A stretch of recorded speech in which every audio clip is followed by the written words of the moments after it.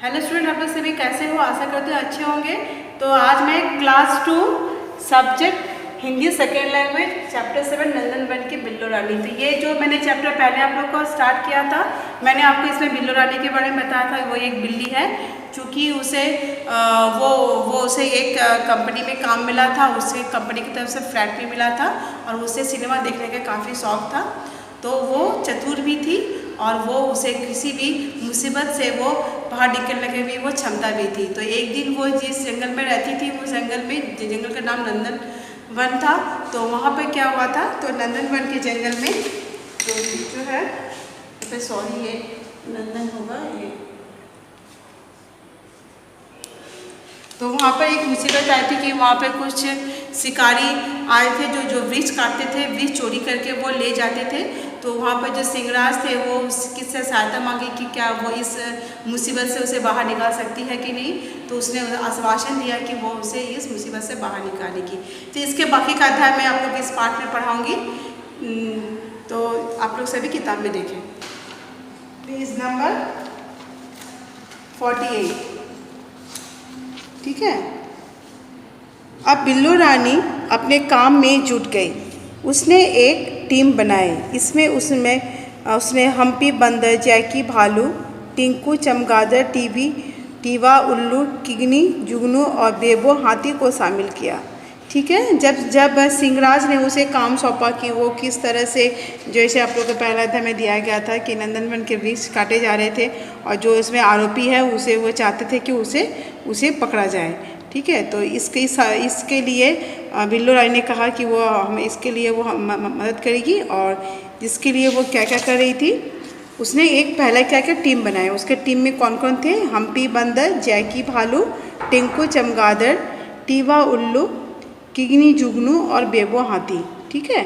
तो चमगादड़ और उल्लू रात में देख सकते थे। भालू और हाथी तेज से किसी को भी अपने गिरफ्त में ले सकते थे। जुगनू और उसकी हाथी इशारा पाते ही अपनी रोशनी चारों ओर फैला सकते थे। हम्पी बंदर दौड़कर सबको इकट्ठा कर सकते थे। तो जो उसके टीम में थे सभी के एक अलग अलग भूमिका थी। चमगादड़ और उल्लू चूँकि रात को देख सकते थे, इसलिए वो कोई भी जो भी आएगा पेड़ काटने वो आसानी से देख सकते हैं। और भालू और हाथी जो कि बहुत तेज से अपनी गिरफ्त में, वो किसी को भी अपनी गिरफ्त में जकड़ सकते हैं, इसलिए उसे भी अपनी टीम में रखा गया। और जुगनू और उसके साथी इशारा करके फिर जब भी ऐसे कोई व्यक्ति को देखेगा जो पेड़ काट रहा है, तो वो जुगनू की रोशनी मतलब अपनी रोशनी के चारों ओर फैला सकती थी। और हम्पी बंदर तेज़ दौड़कर सबको इकट्ठा कर सकते थे। इस तरह से वो अपनी एक टीम बनाई थी। इसके बाद बिल्लो रानी ने एक ऊंचे पेड़ पर चढ़कर मोर्चा संभाला। वो बड़ी सावधानी से चारों ओर देखने लगी। रात का समय था, सारा नंदनवन सो रहा था, पर ये कुछ प्राणी वृक्ष चोर को पकड़ने के लिए अपने अपने काम में जुटे हुए थे। ठीक है। जैसे ही रात हुआ तो बिल्लो रानी एक ऊंचे पेड़ में, देखिए जिस तरह से वो चढ़ गई थी और सब कुछ वो देख रही थी कि ठीक से काम हो रहा है कि नहीं। जब चारों ओर सो रहे थे तो फिर जो नंदनवन में जो चोरी हो रही थी, इससे बचने के लिए जो नंदनवन के जो कुछ जीव थे वो जाग रहे थे और वृक्ष चोर को पकड़ने के लिए वो अपने काम में जुट गए थे। अचानक आधी रात को कुछ सरसराहट हुई। इन जगने वाले प्राणियों का आवाज़ तो सुनाई दी, पर अंधेरा होने के कारण कुछ दिखाई नहीं दिया। सभी के पास मोबाइल फ़ोन थे।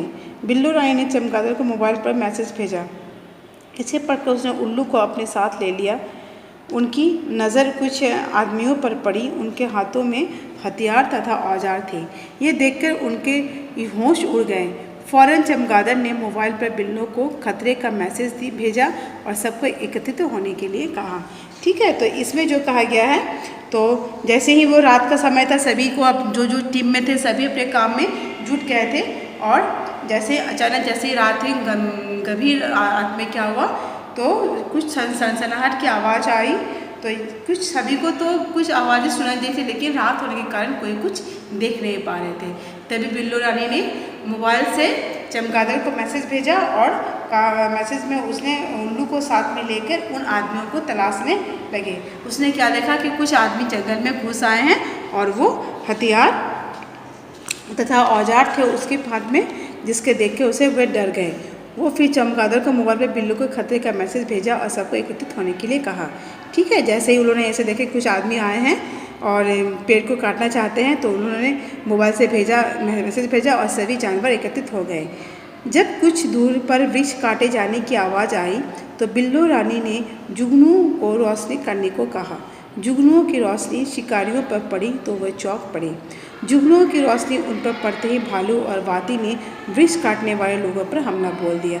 ठीक है, जब ऐसे ही कुछ दूर में जब वृक्ष काटने की आवाज़ आई तभी जुगनू जो को इशारा किया और वह सब जुगनू जाके वृक्ष काटने वाले जो शिकारियों के पर जाकर रोशनी करने लगे और तभी वो चौंक पड़े। और तभी क्या हुआ, भालू और हाथी वहाँ पर आ गए और वृक्ष काटने वालों पर हमला बोल दिया।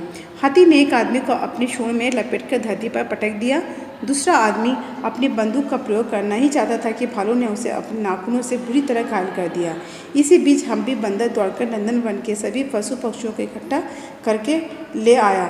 सभी ने वृक्ष काटने आए व्यक्तियों पर मिलकर हमला बोल दिया। थोड़ी ही देर में वृक्ष चोर अचेत होकर गिर पड़े। तो सभी मिलकर जब काम किया तो इस तरह से हाथी ने एक जो शिकारी को पकड़ लिया और भालू ने भी उस एक शिकारी को जख्मी कर दिया। तब तक क्या हुआ था, हम्पी बंदर दौड़ के सभी नंदनवन के बाकी पशुओं को वहाँ पर इकट्ठा किया और सभी ने मिलकर उन व्यक्तियों पर हमला किया और जिससे क्या हुआ, वह वृक्ष चोर वहीं पर अचेत होकर गिर पड़े। फिर आपका नेक्स्ट पेज में देखिए, जो है पेज नंबर 50।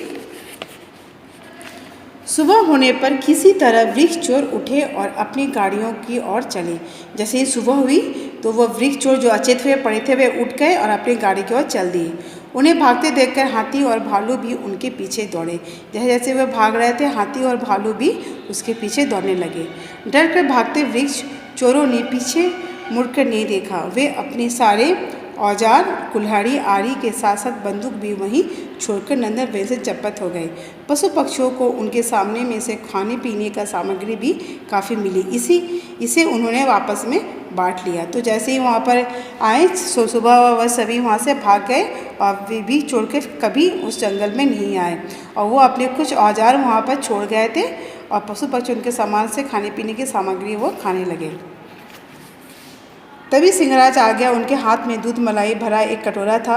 उसने बिल्लू रानी के आगे प्रस्तुत किया। ढेर सारी दूध मलाई देखकर बिल्लू रानी की पूंछें हिलने लगी। वह सिंहराज से बोली, इस सुंदर नंदनवन को उजड़ने से बचाने में बहुत सारे पशु पक्षियों का भी योगदान है। ये सभी इनाम के हकदार हैं। तो सभी ने कहा कि ये सुंदरबन कि जो ये जंगल है हम सभी को रक्षा करना चाहिए। और ये जो है सिंहराज ने, जैसे कि उसने बिल्लू रानी से कहा था कि वो उसे दूध मलाई देंगे। ठीक है, उसने बहुत सारी दूध मलाई दी और वो उसे सिंहराज बोले इस सुंदर नंदन को उजड़ने से बचाने के लिए वो पशु पक्षियों का भी योगदान है, ये सभी इनाम। रानी की यह बात सुनकर सिंहराज ने उस दिन पूरे नंदन वन के लिए शानदार दावत का प्रबंध किया। तो ये बात सुनकर सिंहराज ने उस दिन नंदनवन के लिए दावत का प्रबंध किया। बिल्लू रानी ने सामने एक नहीं 2-2 कटोरे मक्खन मलाई के परोसे गए। बिल्लू रानी ने पाकर बहुत खुश थी। बिल्लू रानी को 2-2 कटोरे मक्खन और मलाई परोसे गए और वो उसे खा के बहुत खुश हुई। वह शीघ्र ही इन्हें चट कर गई। अब नंदनवन में फिर से हंसी खुशी का वातावरण लौट आया। सभी बिल्लू रानी की चतुराई का लोहा मान गए। ऐसी ही थी वो बिल्लू रानी। तो इस तरह से सभी दावत में सब खुशियाँ मनाएं और वातावरण खुशहाली से हट गया, क्योंकि नंदनवन में जो मुसीबत आई थी वो टल चुके थे और सभी ने ये मान लिया कि बिल्लू रानी बहुत ही समझदार है। ठीक है, और इस तरह से बिल्लू रानी का ये कहानी खत्म हो गया। तो आज मैं आप लोग इसके जीवन मूल्य के बारे में बताना चाहती हूँ, सहयोग की भावना। तो इसमें आप लोग देखा कि किस तरह से जंगल के सभी जंगल एक साथ मिलकर जो नंदनवन के जो वृक्ष काटने वाले जो शिकारी आए थे उन्हें वहाँ से भगा दिया। और चतुरता, इसमें बिल्लू रानी ने अपनी चतुरता से किस तरह से अपनी एक टीम बनाए और सभी मिलजुल के काम किया और उसने अपनी बुद्धिमानी से इस बड़े संकट से पूरे जंगल को बचा लिया। तो मैं आप लोग को इससे कुछ शब्दार्थ बताने जा रही हूँ।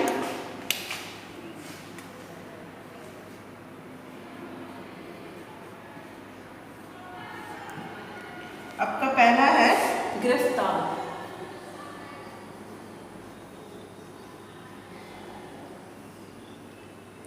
गिरफ्तार,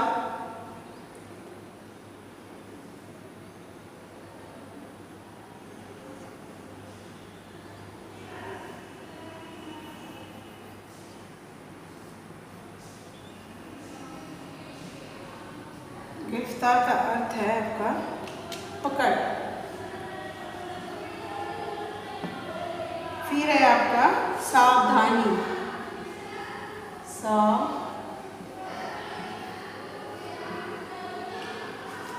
चौकन्ना रहना,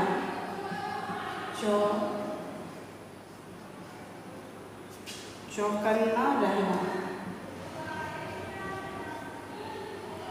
होशियारी,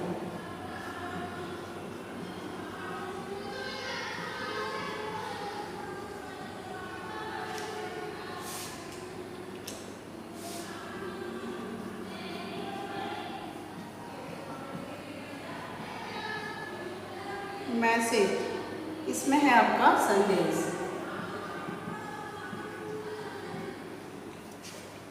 एकत्रित,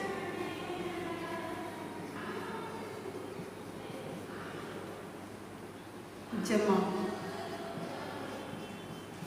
या फिर इकट्ठा,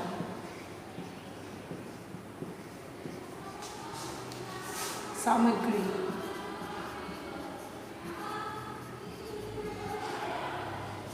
सामान, योगदान,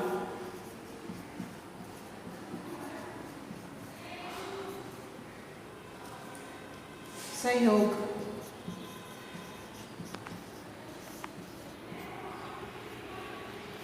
लोहा मानना,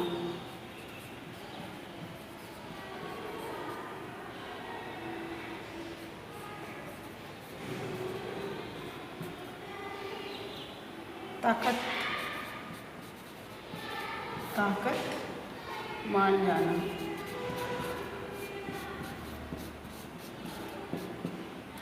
तो इसमें देखिए गिरफ्तार, पकड़, सावधानी, चौकन्ना रहना या फिर होशियारी, मैसेज, संदेश, एकत्रित, जमा, इकट्ठा, फिर है सामग्री, सामान, योगदान, सहयोग, लोहा मानना, ताकत मान जाना।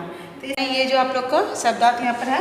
फिर मैं आप लोग किताब से मैं कुछ दिखाती हूँ, जब मैंने जो आप लोग को पढ़ाया है उसमें जो कुछ जो आप लोग को शब्द है, जो कठिन शब्द है, जो आप लोग को इसका आप लोग को स्पेलिंग जानना बहुत ज़रूरी है। तो आप लोग इसमें देख लीजिए, जैसे यहाँ पे चमगादड़, शामिल, गिरफ्त, इशारा, रोशनी, ठीक है, इकट्ठा, सावधानी, वृक्ष, चोर, ये सभी आप लोग को, सरसराहट, प्राणियों, मोबाइल मैसेज, ये सभी आप लोग को, ये 2 बार मोबाइल हो गया है।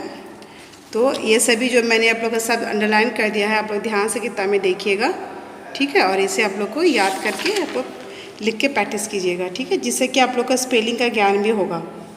देखिए ये मैंने आपका सारा कर दिया है। तो इस तरह से मैंने ये आपका ये जो चैप्टर ख़त्म हो गया है, ये जो शब्दार्थ है इसे भी आप लोग ठीक से याद कर लीजिएगा, जो आपकी किताब में ही है। तो आशा करती हूँ आप लोग को ये चैप्टर समझ में आ गया है। तो आज मैं आपका क्लास यहीं समाप्त करती हूँ।